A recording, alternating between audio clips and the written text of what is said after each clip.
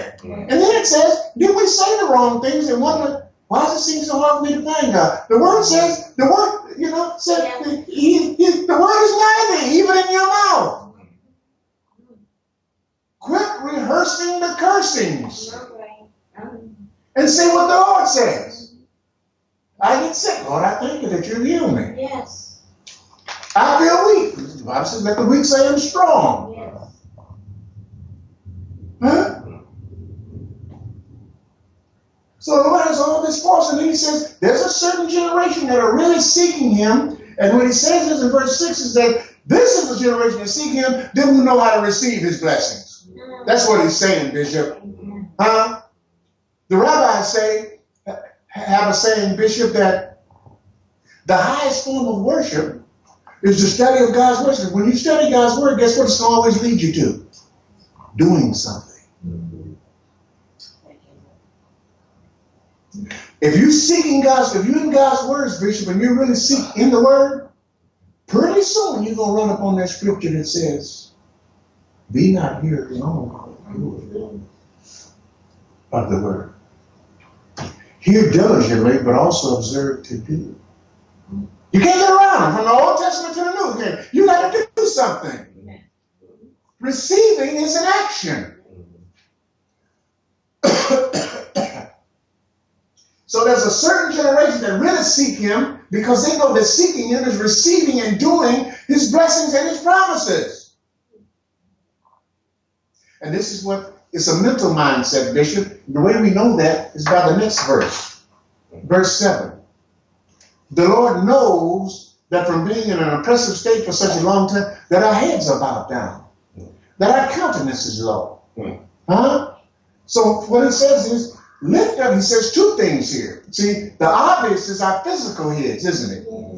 Lift up your heads, O ye gates. Wait a minute, who's he talking about?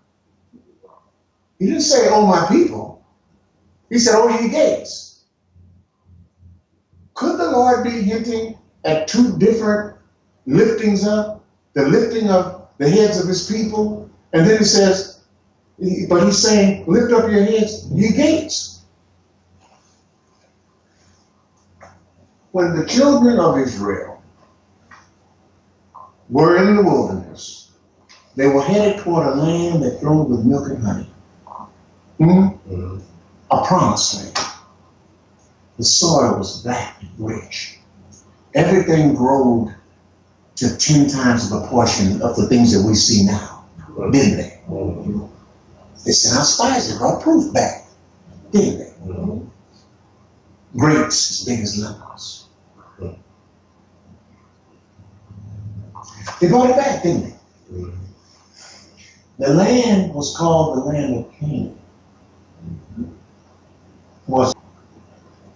I hate to confuse you with the facts, but you know what Canaan means in Hebrew? Kanaan. It means merchant.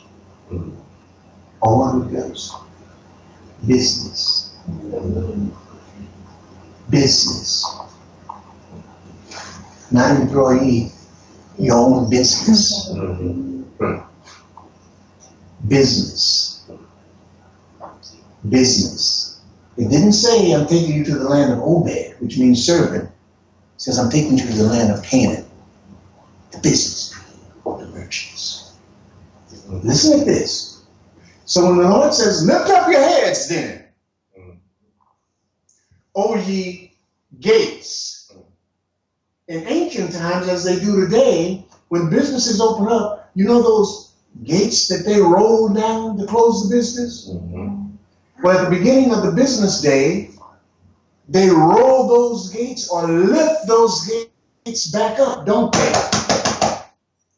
So the Lord is saying, not only when you lift up your heads, you'll realize the promises that I've made to you. And one of those promises that I'm going to take you to a land of the merchants. So when you lift up your physical head, you also should be owning the businesses that I promised you and the land I promised you. And you should begin to lift up your